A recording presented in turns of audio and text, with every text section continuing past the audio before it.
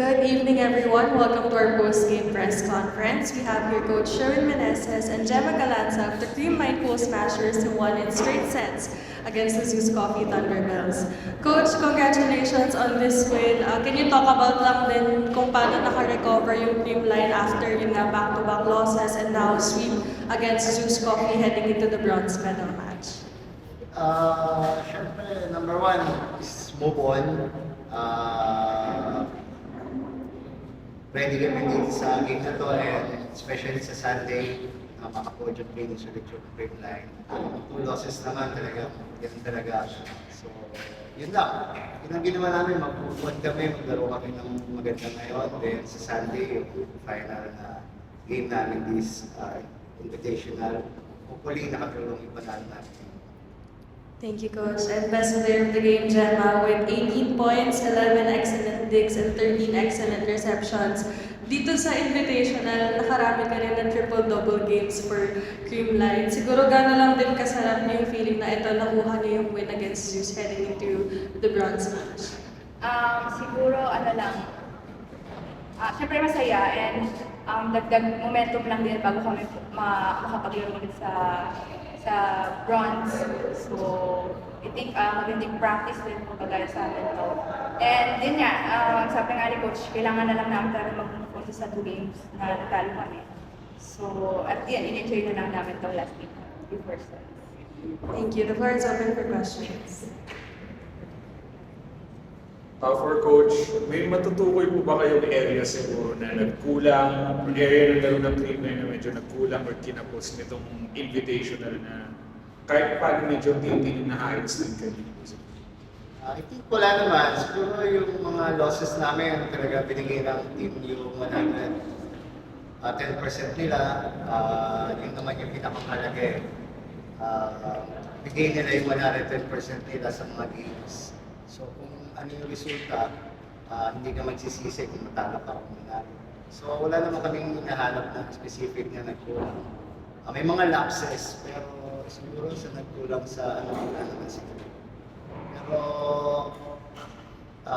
yung resulta, hindi naman ganun kasakit kasi nandiyan pa rin naman. So, ang Cream Line naman, lagi naman ang mindset na babawi, maging competitive ulit sa Isayo para makabawi. So, yun lang. And for Gemma, para how do you stay upbeat lang pa rin? Positive, optimistic, kumbaga kahit na may mga, or medyo dumadalas din yung mga losses sa conference at that.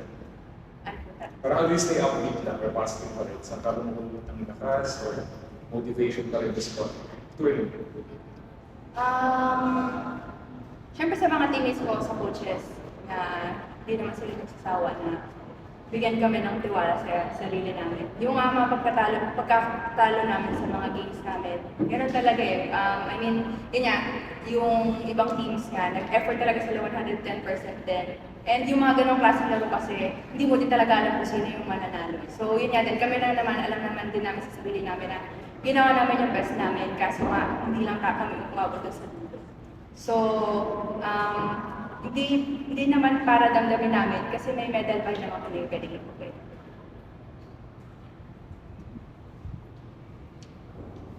Gemma, backing that on that answer, kumusta ba yung moral ng team?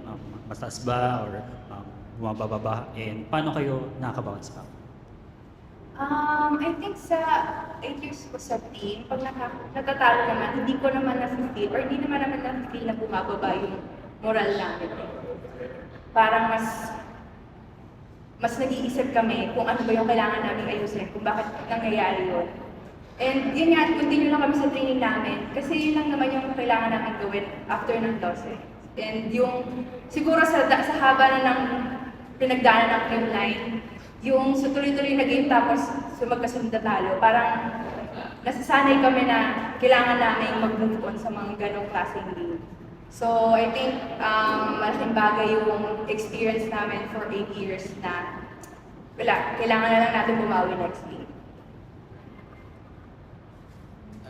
Gemma, Creamline will go for yung 19th straight podium finish sa Sunday against Cheritigo. Siguro, parang kumbaga ano na magiging yung mindset nyo na kumbaga lahat ng pagod, lahat ng kung anumang frustrations and whatnot, ilalabas nyo na lang para makuha yung bronze din ulit sa Sunday.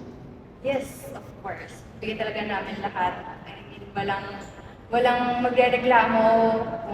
Kahit anong iset sa amin, kahit anong bola dumating sa amin, as in, bibigyan namin yung 100% naming effort. And i-enjoy talaga namin. I think yun yung medyo nawala, yung saya namin sa loob ng court na parang pag nagkakamali kami, parang sobrang bumibigat sa dibdib namin. So ngayon, I think ito na yung time na ma-feel namin ulit yung love namin sa paglalaro ng volleyball and yung kung gaano ka-importante din yung bawat isa sa amin.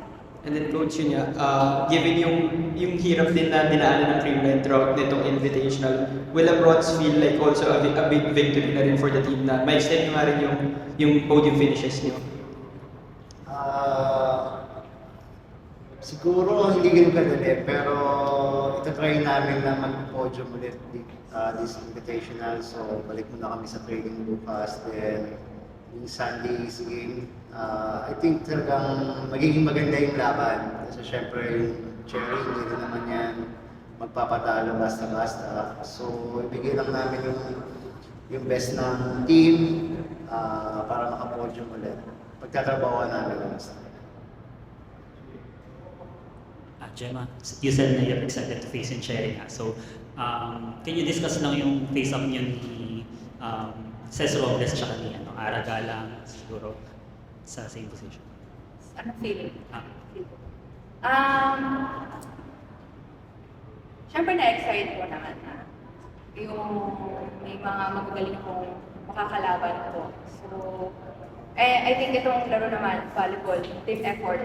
So, hindi naman kami mananalo kung ako lang o dalawa lang. So, I think importante lahat kami makakalaro ng maganda sa amin. Thank you, Coach. Thank you, Gemma. Congrats on